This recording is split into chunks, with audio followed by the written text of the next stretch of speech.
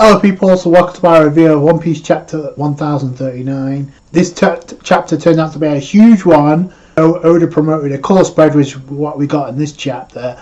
Luffy and Kaido on cover weekly Shonen Jump, and Oda's promoting the war that tears down an era.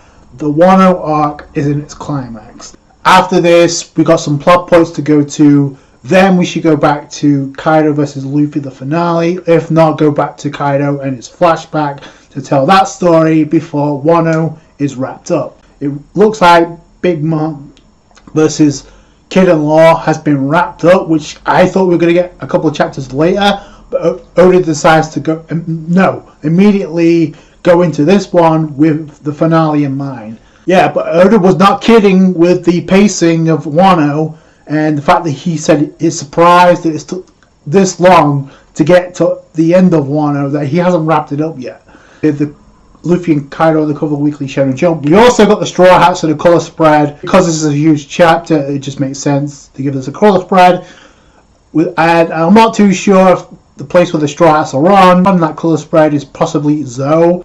You see Robin taking a look at some ruins. You see Zoro, Usopp, Nami, Sanji, and Luffy and Chopper like they're exploring while the rest are like just looking, doing their own thing, which is kind of what's going on right now. It looks like Oda setting up a Straw Hat reunion minus Luffy because he has to join the crew once he deals with Kaido. And I'm wondering if this could be foreshadowing. If that is Zunisha, it might be somewhere else. There's a reason why Zunisha is here to help out Momonosuke with the take down the warships, unless there's an admiral on those warships. There's a lot of plot points Oda needs to deal with as well. Fukuro Akuju versus Raizo has to be wrapped up with that paralysis stalemate. Yamato versus Kansambo, plus possibly Usopp as well, because he has to have some type of contribution since his fight with Page 1 was undermined with Big Mom's interference. So Usopp really hasn't had a whole lot to do other than tank 2 headbutts from Ulti. Also got the hot plot point with Cypherpole, CP0 agents, what's going to happen with them. They keep getting stalled. First it was Scratch Manitou and X-Drake, then it was Izo. It could be that Marco ends up helping him out as well. Or, like I've been pushing for, is who may end up getting in their way next, unless they actually catch up to Robin. Aberration, or the figure that's in front of Zoro that he is possibly seeing right now, a lot of people speculating that's possibly a side effect from the drug. One of the side effects, and Zoro's hallucinating, but that could be possibly Brooke Robin attending to him. Also, because Frankie was also looking for Zoro, he might run into Sanji instead, just because Sanji and Queen's Battle went too far away from where Zoro and King were battling at.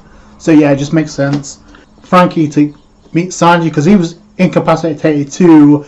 You also have Nami, who I haven't seen for a while, alongside, she must be with Tama, right? We saw Nami. Usopp was like, I'll go on ahead to help out Keenan. I'm pretty sure Nami's going to run to the rest of the Straw Hats. Anyway, we start the chapter with Momonosuke trying to control, or at least controlling Onigashima.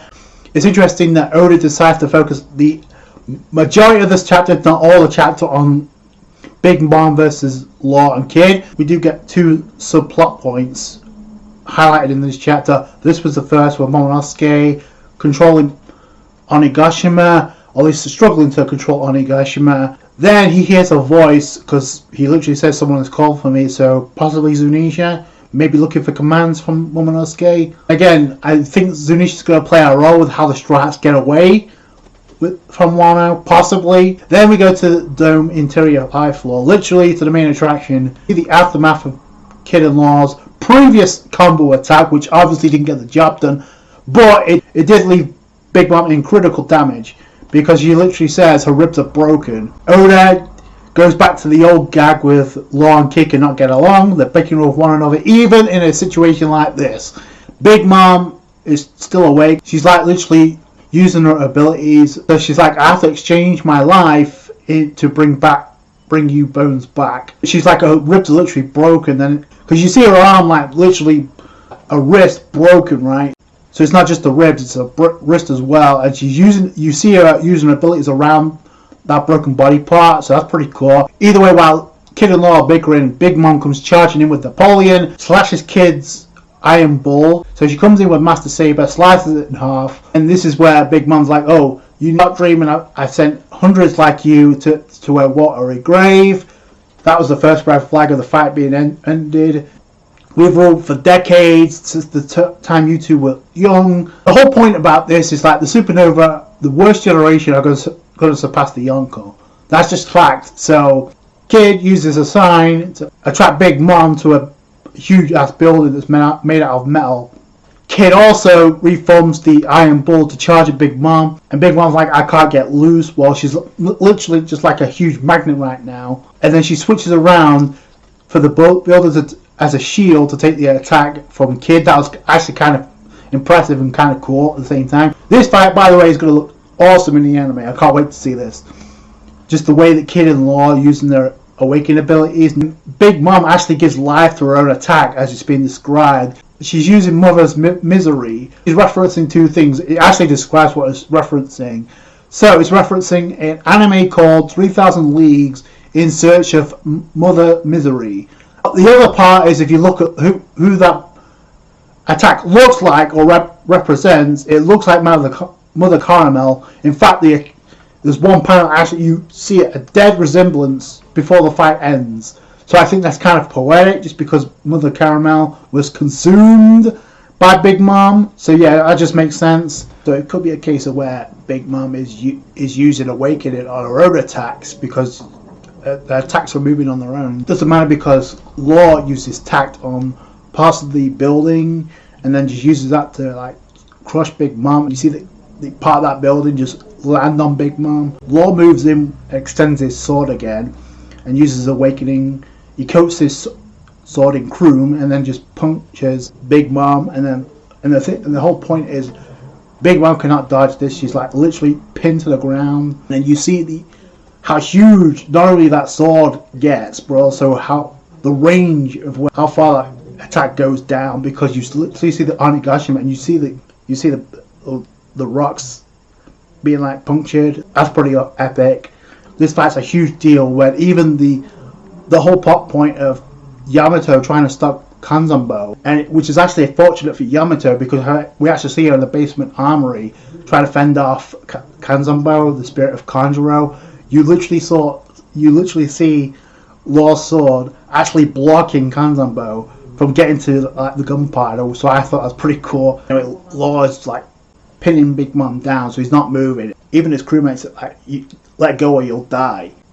And you see like a sphere of the shockwave that actually attacks Big Mom from within. That attack is huge on the part of Law and shocks Big Mom. You see the hole that Law's sword made. You see Yamato looking up it, so that's awesome. Like I said, whatever's going on elsewhere is like it's being affected by the battle between Big Mom versus Kid and Law. Kid uses this opportunity to form his arm into a massive gun. That thing was huge. Literally about to open fire on Big Mom. Law's pinning Big Mom so she can't move. Law's not moving either. Big Mom's like, literally, take your best shot. You think I'm going now? I am Big Mom. And the kid's like, that's why I'm going to finish you off. And fires with damn punk.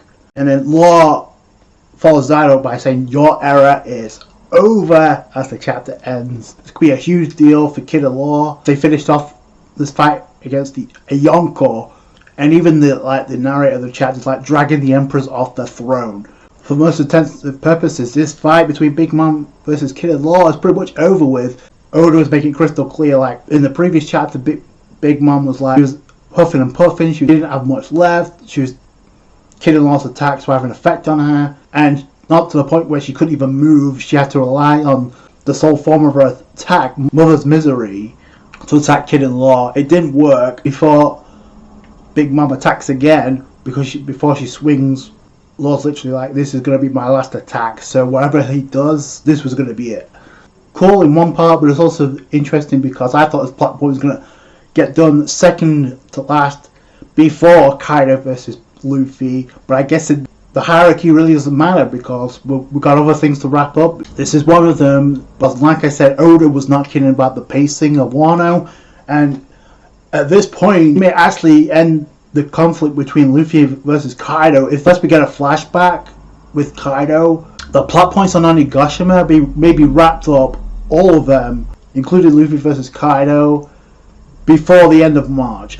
That could be possible at this point, just because Oda's focused this chapter on the ending of Big Mom versus Kid and Law.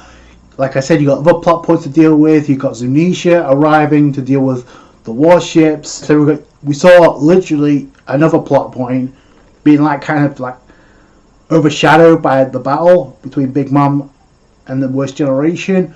Yamato focusing on the after effects of Kid Law's attack. Because of how huge Oda focused on this chapter, I can only imagine how the final round of Luffy vs. Kaido is actually going to end up. Because Kid and Law used their awakening in such a creative way. By the way, bounties, like I said this before, I'm going to say it again, Kid and Law's bounties should be minimum 1 bill, because they literally just brought down a Yonko. Yeah, Worst Generation bounties are going to shoot up like crazy. I can't imagine what the rest of the strikes are going to get after Wano. After Fukurakuji versus Raizo gets wrapped up, that's pretty much the only fight left. Now, I definitely foresee, because Kaido will probably use his awakening, I think Luffy will use his awakening, plus we may get the fourth and final mode of Gear 4 revealed finally. Could get Gear 5th, but right now I'm leaning more towards another form of Gear 4th to wrap up the fight with Kaido. This is going to be monstrous, so regardless, because this chapter has been, it was the beginning of the downfall of the two emperors that are on Wano. It begins with Big Mom, it should end with Kaido. The question is how does it end?